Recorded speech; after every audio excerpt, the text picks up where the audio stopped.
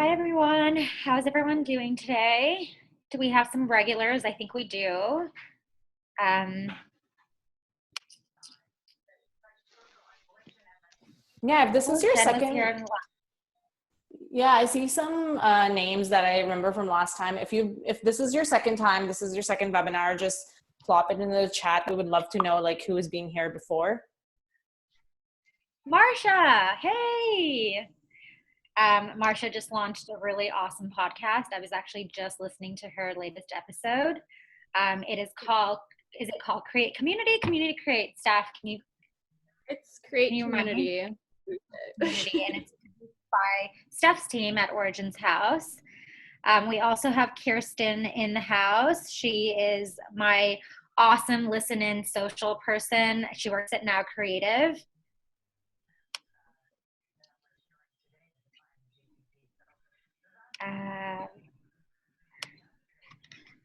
So we're just going to give it a couple more seconds before we get started. And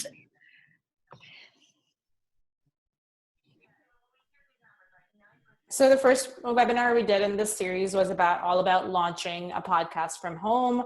And this one is more about how to grow your audience, because that's a completely different beast, and how to grow your community when it comes to your podcast. And today we have a very special guest as well, Steph Andrews, who's the CEO of Origins Media House. I'll introduce both Fatima and Steph in a bit, but just wanted to quickly introduce them. My friend Samantha Sam has also joined the chat group, and she's actually just launched a really cool virtual speed networking event for podcasters. It's super cool. The first one is actually next Friday, and I'm actually going to, Sam, if you can just text me the link again right now, I'm going to just drop it in the chat for everyone. In case anyone's interested in joining. I think it's such a great idea. I personally don't actually have my own show, which I think is one of the caveats, but I'm just going to sign up anyways. And hopefully she'll let it slide. But everybody else here who has a podcast, you should definitely consider checking it out, because I think it's just in these unprecedented times a really great opportunity to meet other like-minded people. And as we'll talk about in today's webinar, it's a really great way of cross-promoting your show and reaching new audiences. Perfect.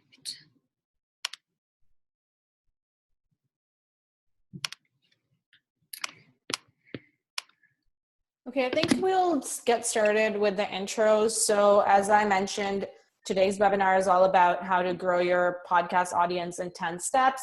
I'm your host. My name is Ria. I'm the head of marketing at a tech startup here in Toronto called Mesh Diversity.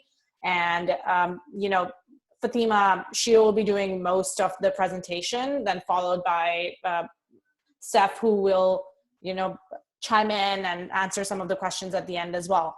So for those of you who don't know Fatima, like who doesn't know Fatima here, she's the co-founder of Quill, which is the world's first one-stop marketplace where podcasters can find expert freelancers to produce and distribute their podcasts and do growth marketing around it as well. Fatima has done a lot of stuff, including leading, speaking on stages where people like Gary Vaynerchuk, Arlene Dickinson, and Richard Branson have spoken. And she was also most recently named one of Flair's magazine's top 100 women. And we also have Steph in the house. Steph, do you just want to wave your hand? Steph is the CEO of Origins Media House, which is a media production company right here in Toronto. And you can hear my kid in the background. That's okay. Everyone gets a pass during COVID. So Steph has also served as the head of marketing at different tech companies here in Toronto, including Chatter Research, Flybits, and this is not going to stop. This is my new reality, guys. Don't worry. But Ria, you can put yourself on mute, and I'll continue to introduce Steph. Perfect. I don't actually have a bio in front of me, but to me, Steph doesn't actually need an introduction.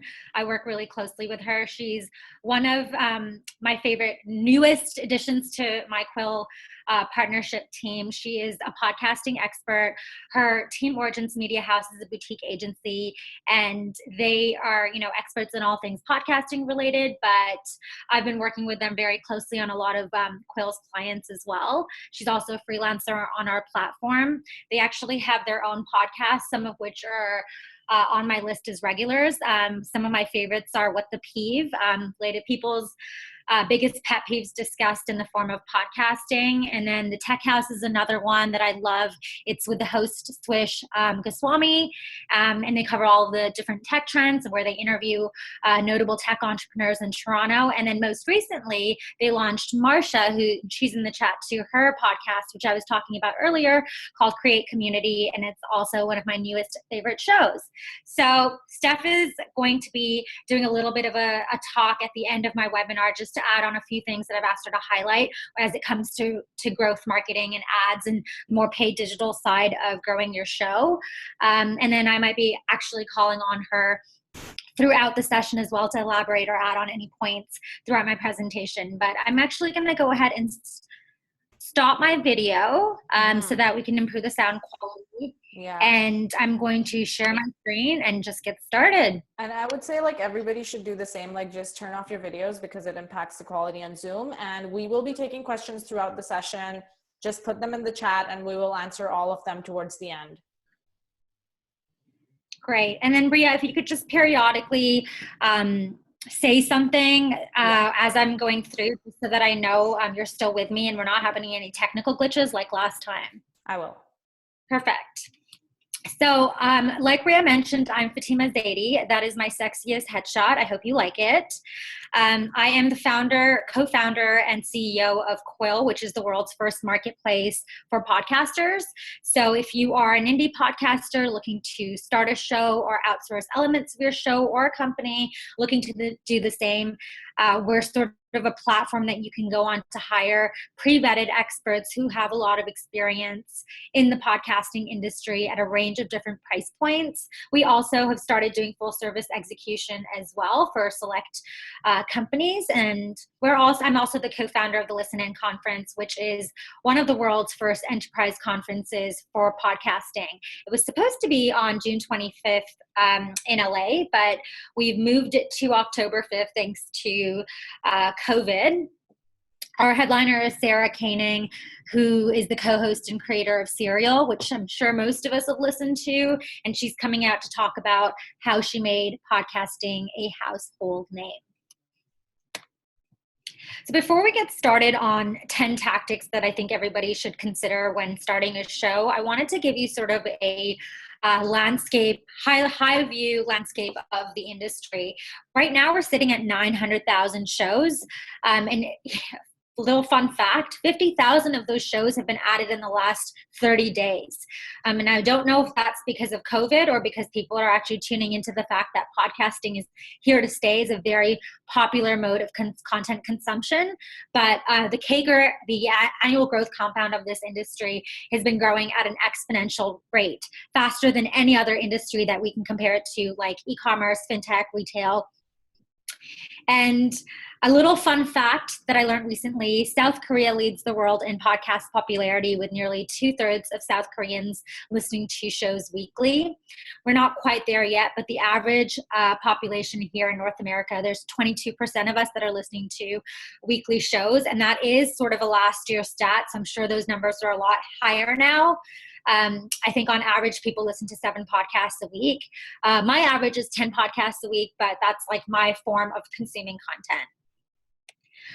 So it's really exciting that people are either starting shows right now or looking to start shows or growing their audiences, because I personally believe that just like in 2007, if you were the first person on Twitter, by default, you're an influencer today because you've been on for so long. I feel the same way about podcasting. I think it's very, very early on. It's a new category, very early in the hype cycle, but the people who get started today and start investing in their shows are going to be the ones that are really monetizing and blowing up their shows in the next five to 6 years.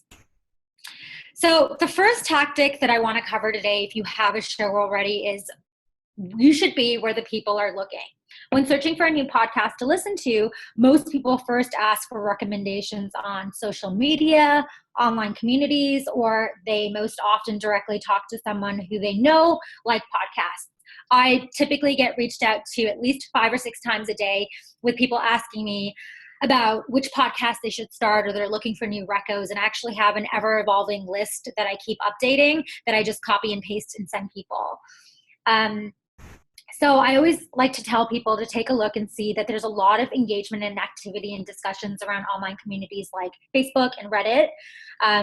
So don't be afraid to post in these forums, participate in online discussions that are relevant to your content. And apart from word of mouth, another very common way that people discover new podcasts is through Google searches. The most popular way that people use Google search to find new podcasts is to Google best podcasts or best tech podcasts or podcast to listen to in 2020. And so if you can get on one of those lists, you're golden. There's a lot of like journalists, myself included, that write for publications on which podcasts people should be listening to. And I know Buzzsprout has a very popular list that they're constantly updating. I know Libsyn has one as well. And so if you can try to get on some of those popular ranked lists, it's going to be a really great way of getting new eyeballs on your show.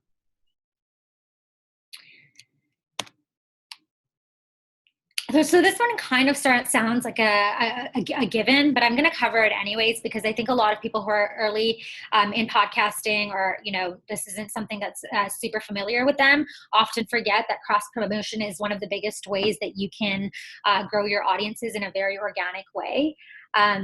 This means partnering with other relevant content creators. So you can set up combined series for various events. You can write guest articles for their blogs or their podcasts. You can do content swaps with them. You can interview them. They can interview you.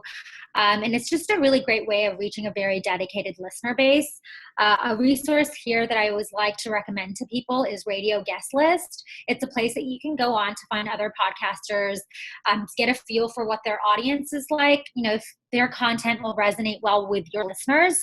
And then you can reach out to them directly. And most podcasters that I work with, I find, are very, very open to this, because who doesn't want to reach new audiences in new places. But podcast cross promotion isn't the only way that you can cross promote. Partnering with events is always a really big one. If like of a prominent event where your audience lives, reaching out to them and asking them if you could potentially cross promote with them in some capacity, provide value to them in exchange for promotion around your podcast. Make sure that you're leveraging your guest following. So if you do have an interview style format, making sure that you're creating some sort of a media kit for your guests. And the media kit can really, it sounds really fancy, but all it has to contain is your social media handles, a couple of sentences on social copy, and an image that they can use to promote their podcast or your podcast on their social media channels. And if you have an interview format style podcast and you're not doing this, it's a lot of opportunity left on the table, because, one of the main reasons that people interview guests is so that they can reach new audiences. Steph, do you have anything to add on this section, or do you think I've covered most of it? Yeah, I was actually just going to jump in. So one thing that I would say about media kits, and something that our team has definitely struggled with, and we've seen other people struggle with in the past, is even though you might have a media kit for a guest, getting them to actually take the action and post it, even though you featured them, even though they're probably happy with the show, can be super challenging because people are busy.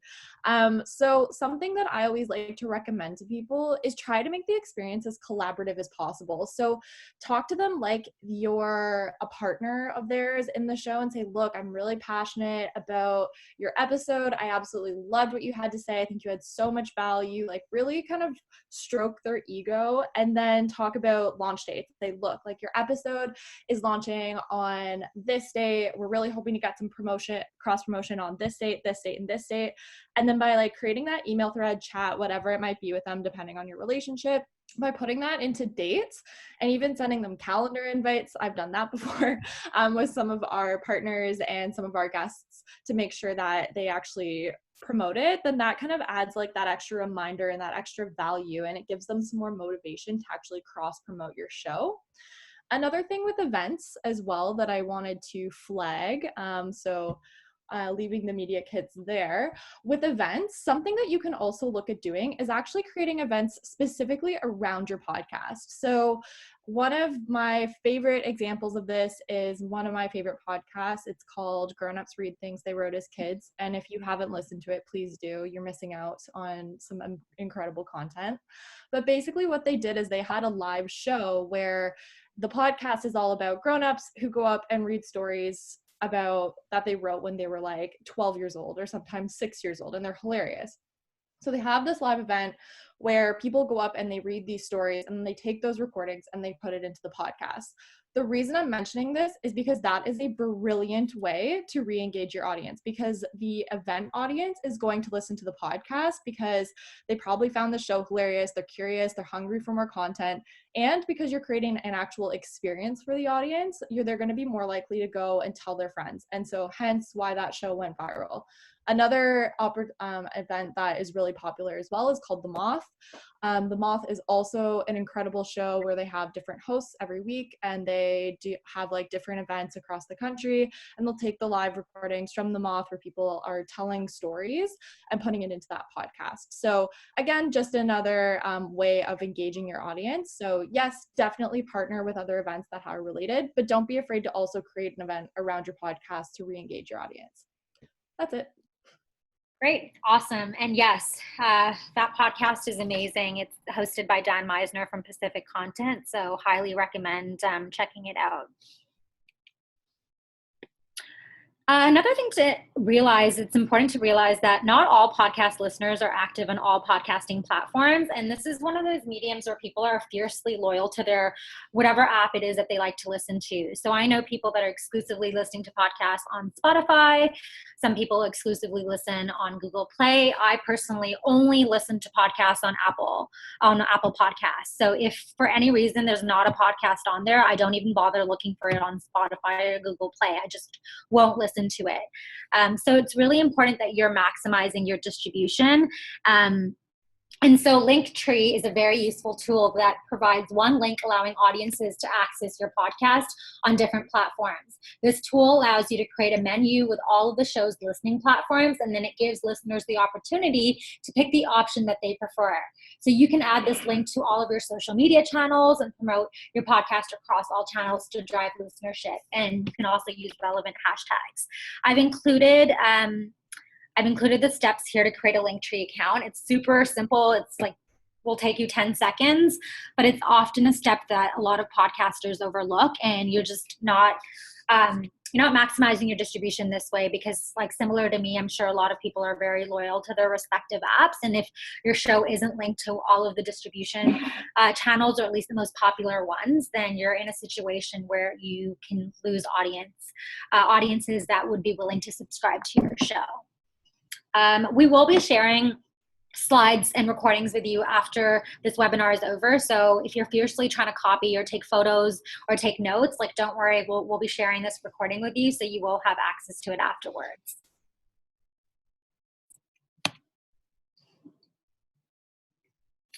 So a trailer is something that everybody should be doing at all stages of your podcast, whether you're right at the beginning and creating a new show, or you already have a show and you haven't actually created a trailer. I think that it's a really great opportunity to make a first impression with potential new listeners. With Apple Podcasts, trailers are given privileged placement at the top of podcast feeds, so they always show up first. And if we think about this privileged placement and we think about how many people are going to use your trailer to actually decide whether or not they want to subscribe to your show, I find it's almost always worth it to have a 30-second clip that describes what your show is about, why listeners should tune in, and what the takeaways would be. It's also great for your marketing efforts because instead of asking people to go to your website or subscribe to your show, you're giving them a very low risk, low time investment when asking them to watch a trailer of your show. And when done done right, it can be a huge converter for people. So a trailer can be used to describe that you're launching a podcast. It can be used to describe that you have a new season coming up, or just in general, a 30-second clip succinctly breaking down what your show is about and why people should tune in. Another note that I wanted to add here for trailers is one reason that you should do a trailer, especially when you're just starting out in the podcasting world, is Apple is notoriously awful in terms of approval times. It's still a mystery to most podcasters how they actually do it because the times vary so much. You think that they would automate it, but honestly, there's a running theory that they just have like a couple of people who sit down and like literally approve these podcasts. So something to keep in mind is if you have a particular launch day, let's say that you're trying to launch your podcast for May 1st. Well, obviously you want your episodes to be out on May 1st. That's a given, right? But the issue is that when you're first distributing your podcast onto Apple, it can take up to, they say up to 72 hours. I've had it before where it has taken up to a week and a half for them to approve our series because we accidentally forgot to click the explicit box. So make sure you do that. Pro tip.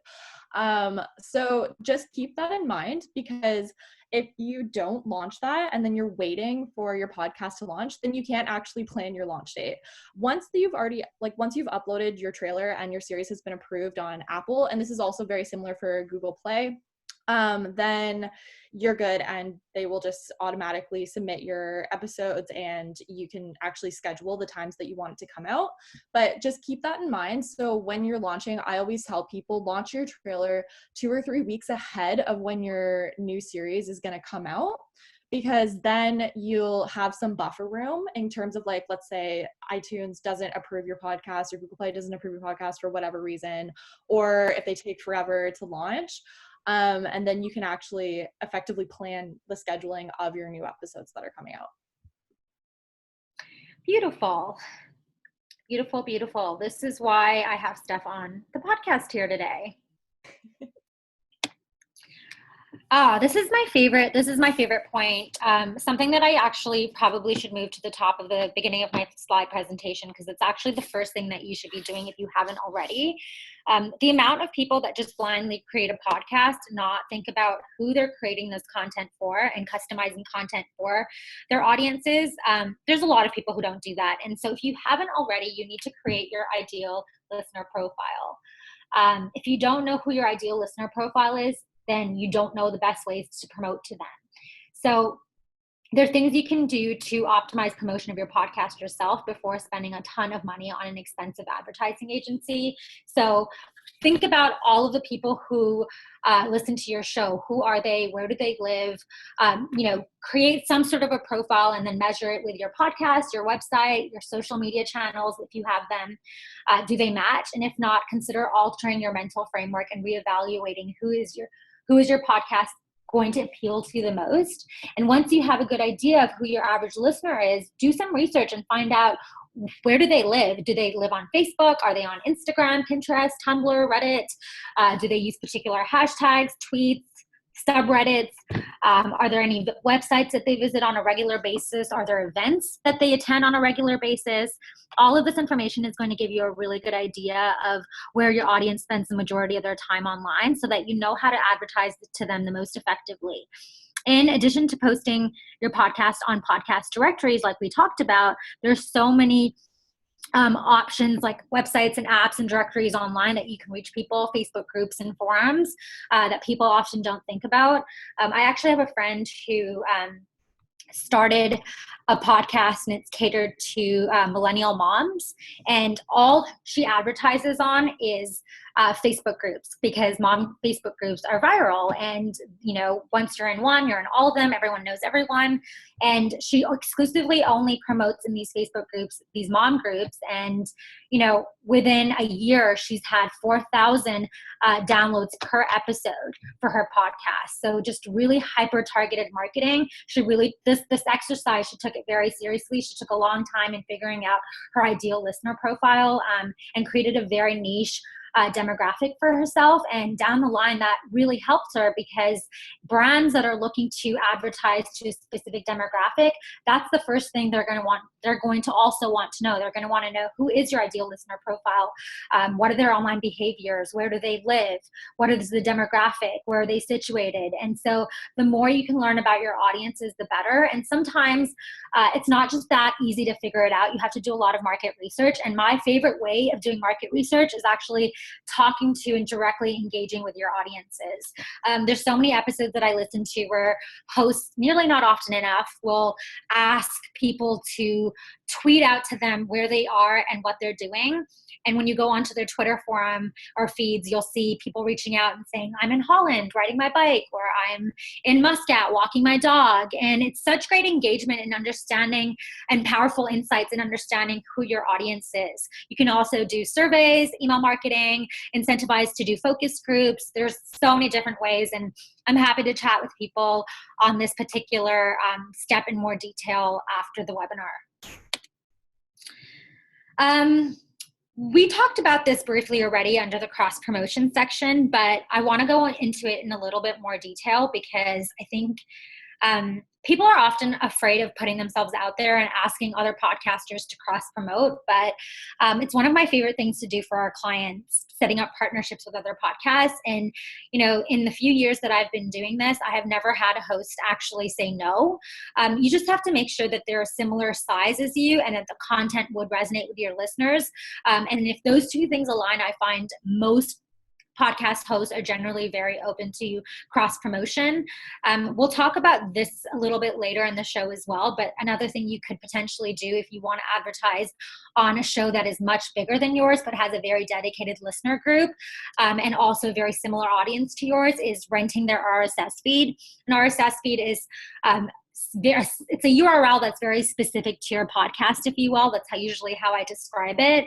Every podcast has their own RSS feed, and sometimes what you can do is you can rent feed spots from other podcasts so that one of your episodes can actually live in the feed of another podcast. Sometimes it can get pretty costly, and we do this for a lot of our clients. It can be expensive depending on the show. It can also be free if they're willing to do it for free, or cross promotion, or an in-kind value exchange of some sort. But oftentimes I find that this is a really, really great and powerful way of expanding your audience reach and just reaching a very dedicated listener group. And like I mentioned earlier, please check out Radio Guest List. It's got a list of podcasts or talk shows actively looking for guests to appear on their show. And it's really a great way of also reaching out to podcast hosts.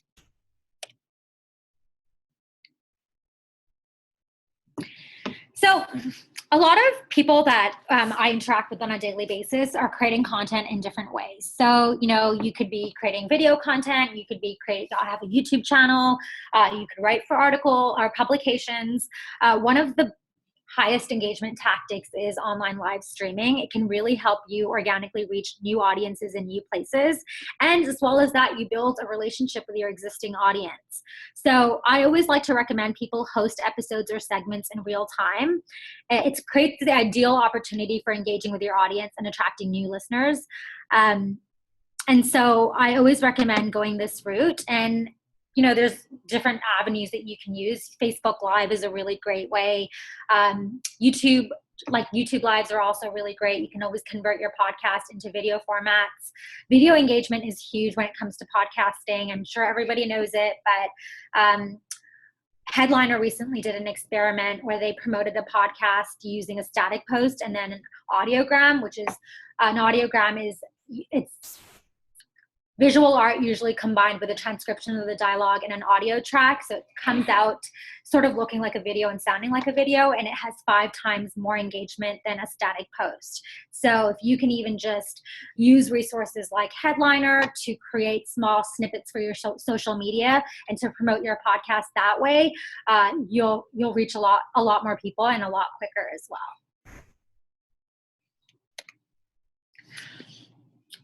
Analytics is also something that I find a lot of people don't get started on right away. And it's interesting because I think a lot of people start podcasts as a lifestyle hobby and something that they're doing for fun, but they're not really thinking about monetizing down the road or thinking of it as an opportunity there where they can really start monetizing down the road.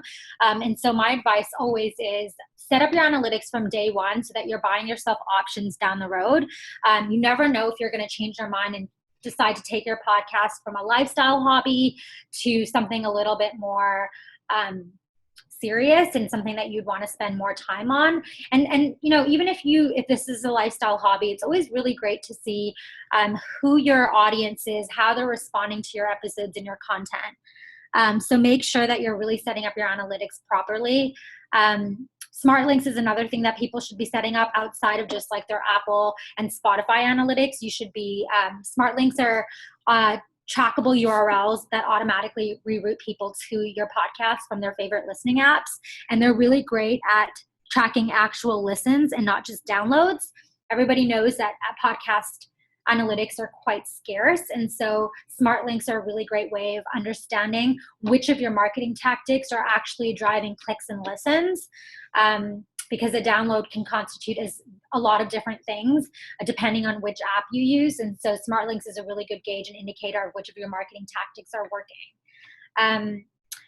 For those of you who don't know, who weren't at the first webinar, Steph and I are actually doing a workshop on April 23rd. And I'll send you the link for registration later, but in detail, we are covering analytics, we're covering setting up yourself on a hosting platform and distributing your podcast properly. So think of it as a workshop for an hour and a half. It's free, we're not charging anyone. We are collecting donations for a food bank, but it's not mandatory. And I would recommend attending this workshop because we'll literally hold your hand through how to set up your hosting platform, your distribution, and most importantly, how to set up your analytics properly, including smart links.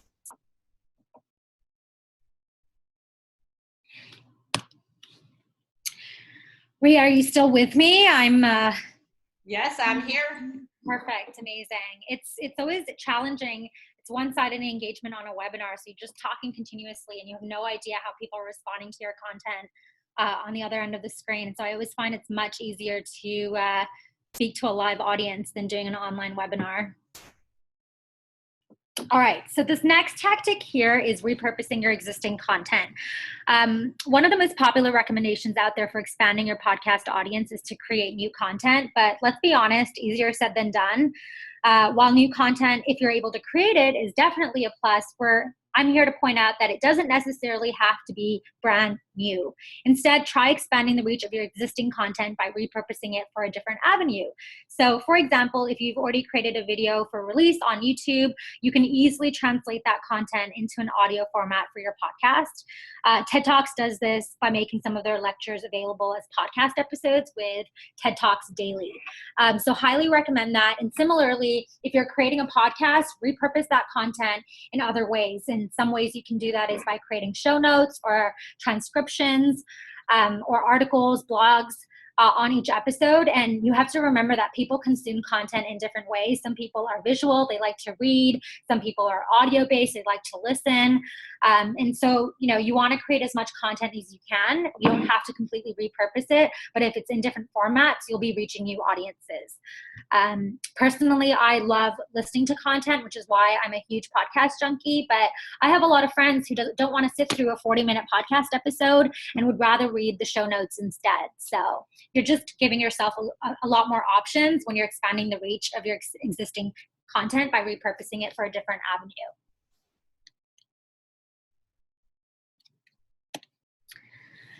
So we talked about this earlier already, so I'll very briefly touch on it. An RSS feed consists of information about your podcast, and it's sort of a URL that's very unique and specific to your own episode. It enables listeners to tune into your dedicated show.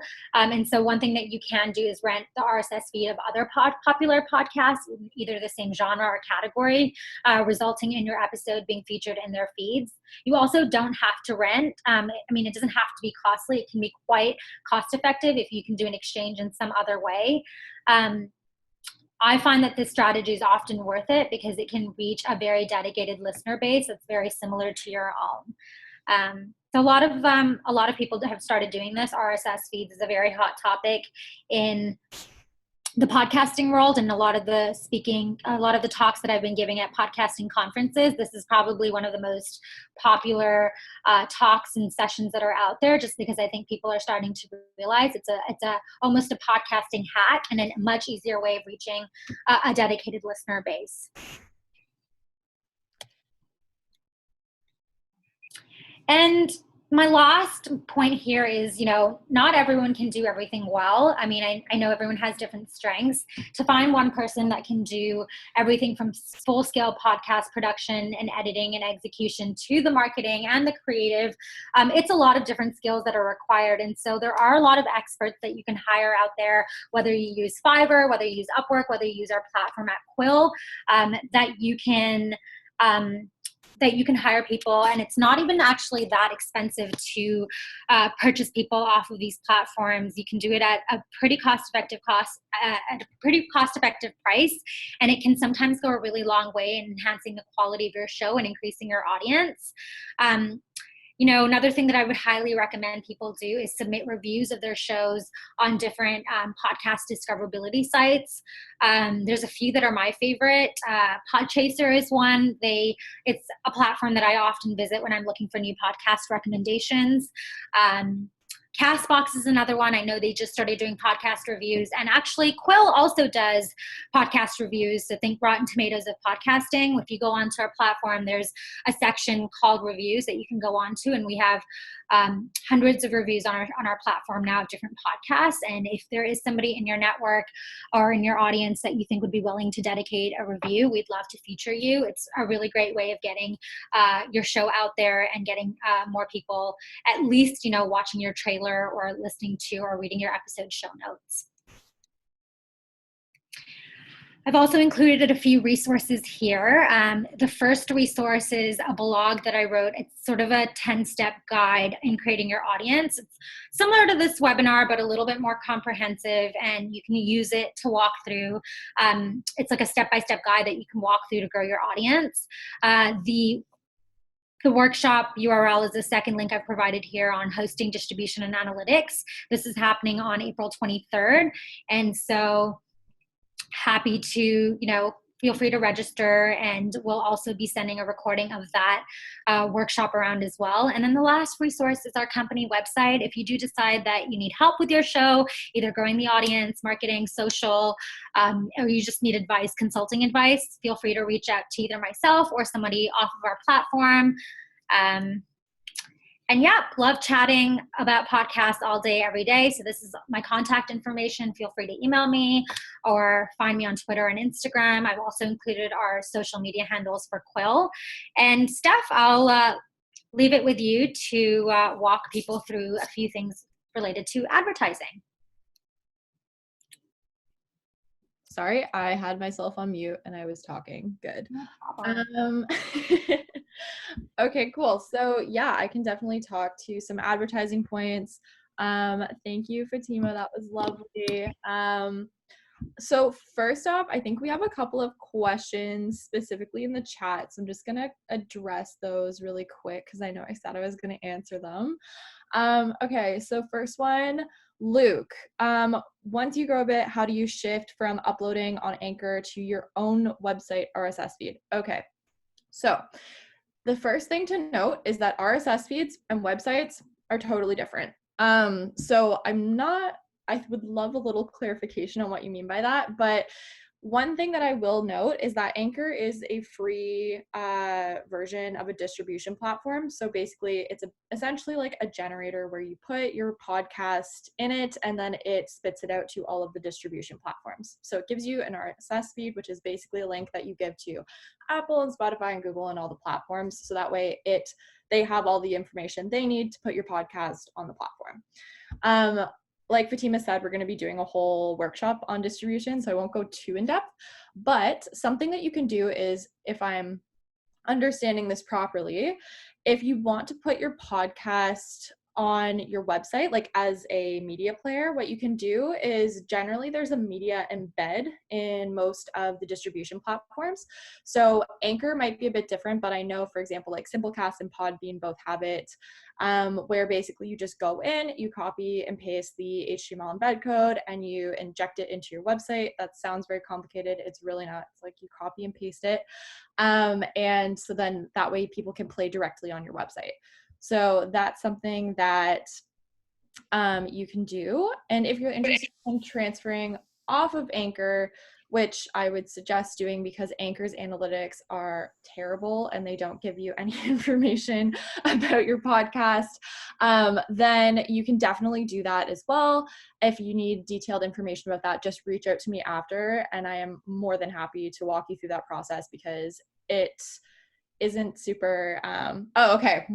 Got it. Transferring off Anchor. Yeah, just reach out to me after and I'll send you like a guide on how to do that because it can be a little complicated. You just have to email a couple people, and it also depends on the platform that you're trying to transfer your show to. Another question here that we had that I just wanted to make sure didn't get lost in the chat log is, what are some options for transcribing? Sorry about that, guys. The perks of working from home. What is the best way to transcribe your podcast? I use Otter. It's like a free version of something that you can use to, my goodness. It's a free version of something that you can use to transcribe your entire show for free. And then you do have to clean it up because it's like 95% accurate. They say 95%, but I think it's a lot lower than that. Trent is another one, Descript. The point is you shouldn't necessarily be paying to get a general transcription of your podcast. What you can do is get someone to clean it up for you. And so you can use platforms like rev.com, which are only $1 a minute. And then that actually is quite expensive. $1 a minute really does add up. It's $40 for a $40 episode. And so I usually recommend either you can do it yourself and convert it into show notes, or you can hire someone off of a platform like Quill who do it for a couple cents per minute. And so lots of different options out there, but I do recommend converting your transcripts into blog content or at least show notes so that your content can also get indexed by Google. Search rankings, everything, we all know. We want those backlinks, and one of the best ways to do that is to just create a lot of content in like written formats. I use Trent, and I find that if you have someone who has a different accent, it doesn't catch it. Yeah. And then it just makes it a lot more difficult. Otter is my favorite one by far out of all of the free options that are out there. I would never pay for a subscription because it doesn't improve accuracy, but Otter is the most accurate, I think. But I would say that, if you want something that's 100% accurate, you're going to have to pay someone to clean it up or do it yourself. Yeah, I agree. Otter is a great tool. We use that at our team as well. And yeah, most of the time we just want to clean it up. It's an hour of their time, and it's usually very cost effective if you want to do that. And if not, you can also do it yourself. I've done that too. What I like to do as a strategy to clean it up is if you listen to the podcast audio file and then you sit and you read as you do it, and then you type like a maniac when you're like, see the changes, then that's what I do. And that I find is the fastest way to clean things up. Okay. And then we have a question from Kirsten as well. How would you go about pushing your content out there if your podcast is location specific versus, this is a good question, versus topic specific? Okay. So Windsor. Okay, cool. That's very niche. No one ever. Just kidding. Shout out to Windsor, everyone in Windsor. Okay, so something that I would suggest here is if you're looking specifically to target people on audio platforms specifically, or like for podcast listeners, one thing that you can try is right now, if you look at Spotify's listener base, 50% are paid and 50% are actually unpaid. And so what I would suggest is, I've been experimenting a lot with Spotify ads lately, and I can also talk about this more in depth as well because I know I was supposed to. So Spotify ads, you can actually add the location of the listeners. So what you can do is you can put in a couple $100 into Spotify ads, put the location as Windsor, put their interest as other podcasts. So they're probably listening to other podcasts, and then your ad will occur afterwards. Or if you have Spotify for podcasters set up, you can look at the analytics and you can see who your most popular artists are. So for example, What the Peeve, which is my podcast about pet peeves, the top artist is Taylor Swift. Surprise, surprise. And so what you can do is you can actually target Spotify ads to people who have particular music preferences. So for What the Peeve, I can target people who like Taylor Swift, for example, because I know that that's like my audience. So I would suggest doing that. Other things you can also do is obviously, amazing. Well, then you should listen to my podcast. But basically, another thing I would suggest is you can always try out traditional ads as well. So you can do like Instagram ads or Google ads and obviously do the geolocations on that. Something that I would suggest though is if you're trying to do Google ads, I've seen some successful podcasts do it, but really like target those keywords so that way it's like specific to like travel podcasts or Windsor recommendations or like something very specific to your podcast, and make sure that it says like that it's a podcast in it. So that way people aren't expecting that it's going to be like an article or something when they click. Set those expectations up from the start. So that's another thing that I would suggest. I hope that helps. Let me know if you have any other questions. Okay, awesome. Other things that I know, Fatima, you wanted to mention. Yeah, so maybe we can chat about Spotify ads a little bit, just because I think it's not usually on people's radar, but it's one of my favorite ways to put in a little bit of investment to get new people listening to your show if you're creating really great content. So something that we've just started doing, or I've just started doing with our clients, and it's working really well. And I was wondering if you wanted to speak to that a little bit. Yeah, for sure. Okay, so millennials are the most popular podcast listeners, and they also happen to be the most popular Spotify listeners. Woohoo. So that's good. So that was when I was originally doing research on Spotify ads, the first correlation that I noticed. Another thing that you might want to think about with Spotify ads is that in Canada specifically, Apple versus Spotify, it seems to be like this ongoing battle. And I personally believe Spotify is going to way accelerate Apple in the next couple of years because of all the investments that they're making. And they're making such a better podcasting experience for not only podcasters, but podcast listeners as well. So something to consider is definitely using Spotify ads. Obviously, you only get advertised if you were a free user, but I've talked to a couple of industry experts about this. I've looked at some stats, and I also had a friend who used to work at Warner Music as well, and they did a bunch of Spotify ads also and worked very closely with them. And basically free versus paid users, the user base is essentially split about 50-50 right now. So definitely something that you want to consider. Another thing as well is you don't necessarily have to have the paid version of Spotify to listen to full podcast episodes. So there might be people out there who are using Spotify specifically for podcasts. A couple of best practices and things to note when you're running Spotify ads. So number one, it's $250 minimum spend. So definitely I would say try it out and do it for like a week to 2 week period and see what happens. And then another thing as well is something that I did as an experiment is I used a Chartable Smart Link to track how many downloads I actually got off of Spotify and the ad. However, don't do that. The reason being is when you do that and you click on the Chartable link, it'll go up to the Chartable landing page, and then it'll probably and then it can redirect back to Spotify. You can set it up like that. And because it will exit out of the Spotify app and then put you back into the Spotify app, most people will drop off because that's a terrible user experience. So what I suggest is put your actual show Spotify link in the ad itself, so it just directly goes back to your podcast page rather than redirecting anywhere. Now, because you obviously can't attribute any increase in all increase in listens to a particular Spotify ad if you're advertising in other areas, what I do is I strategically set up smart links around that. So you kind of work backwards. So every other ad tactic that you're doing for your Spotify show, put a smart link on it and track the number of downloads, listens, clicks, whatever it might be, in those smart links, and then basically subtract it from the volume that you've gotten during the ad. So that will give you a more accurate representation of how many listeners you can actually attribute to your Spotify ad, because you can't necessarily track it through the link without it being an awful user experience right now. Hopefully Spotify will fix that soon, because I know that you can advertise as an artist on Spotify and it's much easier and much better, but I think it's something that they're working on. So stay tuned. I'm literally praying that they get that figured out, because it's ridiculous. Another thing to consider as well is don't track the success of your Spotify ads by the number of downloads or the number of listens, the listening spikes.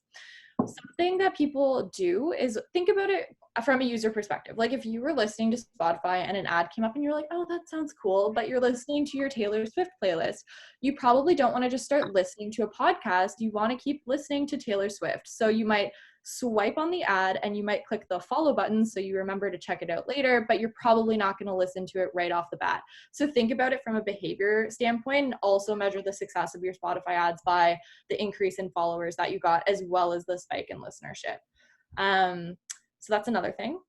And then another thing to mention, and this will be my last thing, is make sure that you're measuring the effectiveness of your ad creative. I feel like this is kind of a given. So if most of you guys are marketers out there, you're probably used to doing this on like your LinkedIn and your Facebook ads or your Google ads, but look at whether or not people are actually intrigued about your show after listening to it. And that basically can be shown by the click rate. So how high is your click rate? Generally you can, like with 250 minimum ad spends, like you can get about like 17,000-ish plays depending on the parameters that you've set. And then what I've seen is like if you're in the hundreds of clicks, then that's like pretty decent. But obviously the higher the click rate, the better. So just make sure that you're measuring intent. And if you find that your ad creative isn't working, pause the Spotify ad and go and do it again and do something that's going to intrigue your listeners further, or adjust the parameters, because there's no point in spending money on something that doesn't work. So that's the last thing I think that I would mention about Spotify ads. I know it's a lot of information, guys, like totally understand. This is why we're sending the recording, and we're here after if you want to schedule some one-on-one time. I think we're almost out of time. So there's one more question that I wanted to answer. And someone said, do you have any advice or best practices on converting your podcast, radio, or other forms of content into podcasts? Radio is really easy. It's a very easy way of converting into podcasts because the sound quality is already there. You're using a mic, most likely using a mic, and it's a very similar format to podcasting. So generally very easy. Usually you just have to edit and clean up the sound quality a little bit more and then distribute. For those of you who do a lot of Facebook lives or Instagram lives or YouTube lives, those are usually a little bit more challenging to convert. It's very much possible, but you just have to be very mindful of sound quality. So if you are creating content right now and you know that you're going to want to repurpose it into the form of podcasts, what I would recommend is get, really high-end microphones or a USB microphone. Get something that you know is going to enhance the audio quality of not just your podcast, but also your Facebook Live and other forms of content that you're creating. A Blue Yeti for sure. And then also, I would say use platforms right now we're using. Don't just record off of your phone or Anchor. Anchor is a free platform, but you pay for what you get, so you're going to get free quality. I would really recommend using remote platforms like CleanFeed or Zencastr. Zencastr is actually free right now, and it's great sound quality. They've made it free for everyone during COVID, which is really great. So if you are looking for a remote recording platform and right now you're recording off of Anchor, I would highly recommend migrating off of Anchor and trying to record your show on something like Zencastr or CleanFeed. CleanFeed is $50 a month. Zencastr is $20 a month, but right now it's free because of COVID. And another platform that you can use if you have a subscription account is Zoom. My favorite out of all three of those is CleanFeed, but of course you have to pay for it, and the best free option would be Zencastr. And once your sound quality is there, then you will have a much easier time converting it into a quality podcast. Steph. Yeah, another quick thing that I wanted to mention. So on remote podcasting, my company actually just put out a blog about this. So I can send everyone the link where it literally breaks down all of the different remote platforms and the pros and cons for each. And it's definitely geared towards fellow podcasters. So I can send that to everyone afterwards. And then another thing as well to keep in mind is if, let's say it's a live feed and it's really crappy audio quality, but the content is great, please don't just convert the audio and put it into a podcast, like slap a jingle on the bottom and the front and call it a day. That's going to sound like it's going to sound terrible. Don't do it. So what I would suggest is there's a lot of podcasts out there that have terrible sound quality and are great because they do it in a journalistic format. So like Fatima was saying, get a high quality mic and narrate your way through it. So as the host, talk your audience through the key points and then just like plug in these like live feed snippets or really impactful quotes. And then just make sure you're guiding your listeners through the journey. For example, we did a podcast with Diva Cup that will be coming out at some point this year. We're waiting for them on approval. And they had a bunch of documentary audio that was from like conferences, from literally like in Africa they were filming and they were interviewing like different women, and obviously like the frequencies were pretty off there. So the audio was terrible, and what we did is we had them actually host in between and then we plugged in the doc audio, so it was like a consistent story from like different voices. But the audio quality, you can excuse it because we would intro that like this is from an event or this is from a different location or whatnot. So that way it improved the audio quality and retention, and also it engages your audience because you put in music beds, that kind of stuff, so it's like more engaging. So yeah, that's what I would suggest. Great. Well, we're basically almost at the end of time. Ria and I are actually doing another webinar next week on how to launch a podcast for your company. And so we would just recommend attending that in general, because if you did miss the first webinar, we're going to cover a lot of tactics that a lot of podcasts overlook right at the beginning of when they are launching a podcast. So highly recommend attending, and I will send the link out for registration for our workshop, for our next webinar, and the blogs that Steph just recommended right after this session is over. I want to thank Ria so much profusely for moderating this session. Ria is a growth marketer at Mesh Diversity. She's also a freelancer on the Quill platform. And so if you are looking for someone to do your podcasting ads, or you need support with copy or social or any form of marketing, she's one of my favorite freelancers on our platform. And so you can hit her up there or anywhere in general. She's very accessible. And yeah, Ria, did you have anything to add before we let everyone go? Nope, that's it. Excited for the one next week about launching it for your companies. And then we're doing another one about monetizing your podcast, which is the following week. Yes, monetizing is my jam, and I love chatting about monetizing podcasts because I feel like a lot of people don't even think about the fact that they could be making money off of their content. And just like people pay for writing articles or get paid to do other forms of content, why not get paid to actually do something that you love, which is podcasting? So we'll send details about that when it is live. Really appreciate everyone tuning in today. Looking forward to connecting with you one-on-one, and thanks for joining. Thank you, everyone. And we had a bunch of questions about, will you get the recording of this? Yeah, we will send a recording of this to you all afterwards. It'll take at least half an hour. It takes some time to download, but I will make sure to send it to everyone, I promise. Bye, everyone. Bye, everyone.